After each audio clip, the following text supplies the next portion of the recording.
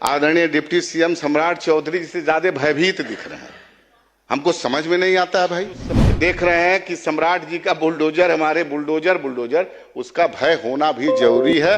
और आप लोग भयभीत रहिएगा तो निश्चित रूप से बिहार में कानून का राज होगा। नाम है सीनियर आईएएस संतोष वर्मा। किसी भी जाति के बेटी के बारे में जो गंदी बात उन्होंने बोली है, एक जिम्मेदार पद पे रहते हुए, ये निश्चित रूप से दुर्भाग्य। मैं सदन से मांग करूंगा उनके ऊपर एफआईआर दर्ज किया, इतनी कठोर कार्रवाई हो कि कोई भी जाति का लोग हो, कोई भी समाज के बारे में कोई बोलने का। आपका समय 4 मिनट है। 5 मिनट सर, 5 मिनट है, 4 मिनट उनका हम दिए हैं हमारे सदस्य। अध्यक्ष महोदय, आपने हमको बोलने का मौका दिया, इसके लिए बहुत बहुत धन्यवाद।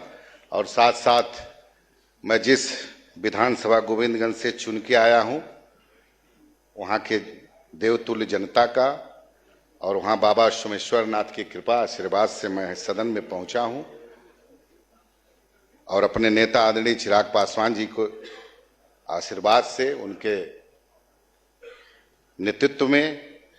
अध्यक्ष महोदय, मैं कहना चाहता हूं, इस सदन में राज्यपाल के अभिभाषण के पक्ष में हमको बोलने का मौका दिया है आपने।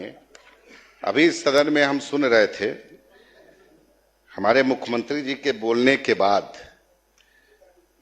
नेता प्रतिपक्ष के स्थान पर हमारे भाई माननीय कुमार सर्वजीत जी बोल रहे थे।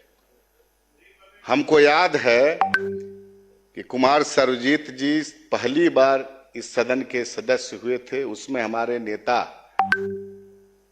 हमारे पार्टी के संस्थापक पद्म भूषण रामविलास पासवान जी के आशीर्वाद से ये पहली बार इस सदन में आए थे।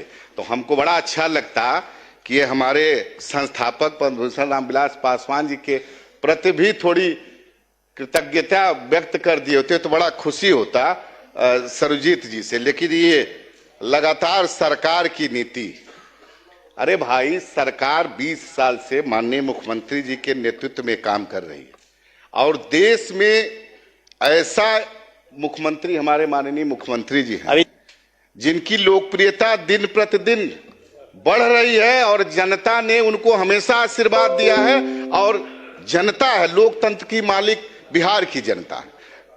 और सब 5 साल के बाद जनता जनार्दन के दरबार में आप लोग हमेशा वहां पे मुंह के खाते हैं, अब फिर भी ज्ञान नहीं करते कि कैसे मुख्यमंत्री जी और हमारे, अभी तो आप लोग, हमको लग रहा है कि मुख्यमंत्री जी की जो सुशासन का राज है उसके हिसाब से हमारे देख रहे हैं कि दो डिप्टी सीएम, हमारे आदरणीय डिप्टी सीएम सम्राट चौधरी जी से ज्यादा भयभीत दिख रहे हैं।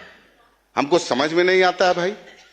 आप बात करते हैं गरीब की झोपड़ी जो उसको ढाने की, कहीं ऐसा कुछ नहीं होगा। सरकार गंभीर है और सरकार पहले से तय कर चुकी है, जिन गरीबों के पास अगर जमीन नहीं होगा उसको जमीन दिया जाएगा और उनको घर भी बना करके दिया जाएगा।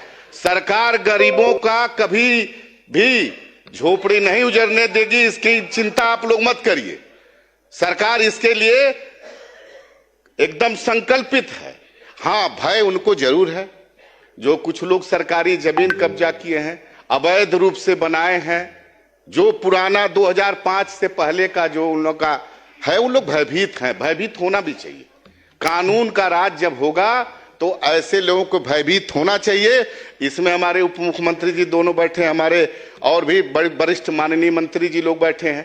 तो आजकल मीडिया में जो देख रहे हैं कि सम्राट जी का बुलडोजर, हमारे बुलडोजर उसका भय होना भी जरूरी है। और आप लोग भयभीत रहिएगा तो निश्चित रूप से बिहार में कानून का राज होगा।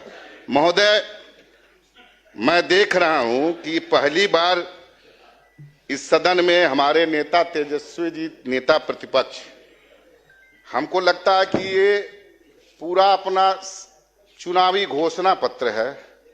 अभी हमारे सीनियर हम लोग के आदरणीय मंत्री जी बोल रहे थे कि पता नहीं किस नियमावली 89, ये पूरा घोषणा पत्र है। अरे भाई, ये घोषणा पत्र को अभी जनता जनार्दन ने विधिवत रूप से खारिज कर दिया है। जनता मालिक है, ये समझने की आवश्यकता है। प्रधानमंत्री जी बोल चुके हैं, आप लोग कभी बिहार के मुद्दे पर, बिहार वासियों के मुद्दे पर कभी अपनी बात नहीं रखते हैं। और बिहार में काम आप देख लीजिए, किस क्षेत्र में जहां भी जाइएगा काम हो रहा है। मुख्यमंत्री जी के नेतृत्व में डबल इंजन की सरकार है। कभी देश में 1 एम्स 2 एम्स होता था, आज बिहार में 2 एम्स हैं। आज कितने मेडिकल कॉलेज हैं? हमको लग रहा है कुछ जिला बचा हुआ है जहां मेडिकल कॉलेज नहीं बन रहा है, सब जगह बन जाएगा। बिजली व्यवस्था हम आपकी बात, आप अपनी बात रखिएगा। बिजली की व्यवस्था आप वो दिन याद करिए बिहार में, अरे गांव की बात तो छोड़ दीजिए, शहर में बिजली व्यवस्था होती थी तो हमको लगता था, एक बार आंधी आती थी तो हमको लग रहा है 1 हफ्ता 10 दिन बिजली नहीं रहता था। गांव में तो पोल का दर्शन नहीं होता था, तार लगता था, तीसरे दिन तार गायब हो जाता था। ये सब बहुत सारे माननीय सदस्य, पुराने हमारे वरीय साथी बैठे हैं, सब लोग जानते हैं, देखा है बिहार ने वो पुराना 2005 से। तो काम हो रहा है, काम के आधार पर जो जनता ने आशीर्वाद दिया है लगातार 2005 के बाद देख लीजिए, ऐसा लोकप्रिय मुख्यमंत्री हम लोग के हैं आदरणीय मुख्यमंत्री नीतीश कुमार जी, और डबल इंजन की सरकार है, देश के यशस्वी प्रधानमंत्री नरेंद्र मोदी जी हैं। इस गठबंधन में हमारे मुख्यमंत्री नीतीश कुमार जी के नेतृत्व में हम लोग चुनाव लड़े हैं। हमारे गठबंधन के नेता आदरणीय हमारे नेता चिराग पासवान जी हैं, मांझी जी हैं, उपेंद्र जी हैं। ये गठबंधन जनता की पसंद है, ये बात जान लीजिए, और काम किया है। अंत में मैं एक बहुत महत्वपूर्ण बात और रखना चाहता हूं, बहुत सारी बातें हैं, फिर मौका मिला। सब जगह बिजली हो, किसानों का हो, जो कामगार लोग हैं, सबकी चिंता करती है सरकार, और सरकार काम के प्रति जनता का आशीर्वाद मिला है। इसलिए मैं आखिरी में एक बात और मैं कहना चाहता हूं, बड़ी गंभीर बात है। मैं ब्राह्मण बिरादरी से आता हूं, और ये सदन में आप हम लोग के मालिक हैं, सदन के सभी सदस्य बैठे हैं। आप अध्यक्ष महोदय, एक वरिष्ठ आईएएस जिनका नाम है सीनियर आईएएस संतोष वर्मा, किसी भी जाति के बेटी के बारे में जो गंदी बात उन्होंने बोली है, एक जिम्मेदार पद पे रहते हुए, ये निश्चित रूप से दुर्भाग्य है। मैं सदन से मांग करूंगा, किसी भी जाति, किसी को बोलने का, किसी की बेटी और किसी की बहन के बारे में किसी को अधिकार नहीं है। संविधान से कानून चलता है।